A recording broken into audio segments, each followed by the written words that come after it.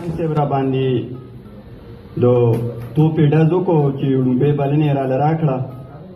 د غزل یو څو شعرونه درته وایم چې خدای شته که څوک په مې ویشته په کاڼو، خدای شته که څوک په مې ویشته په کاڼو او بیا به مې هم سر لګېده په کاڼو.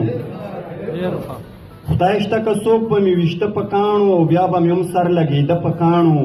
په کاڼو ګرځم او په کاڼو سملم، په کاڼو ګرځم او په کاڼو سملم، دغه مې ژوند و تېرېده په کاڼو. او غم ته دې کمه کمه لار ونیسم، غم ته دې کمه کمه لار ونیسم، لکه غوړاس خطه په کاڼو.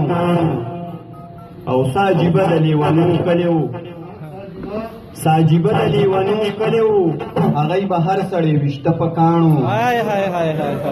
او بیا به د ښکلو چم ته چرې نه ځم، بیا به د ښکلو چم ته چرې نه ځم، هلته ویشتې شي مېلمانه په کاڼو.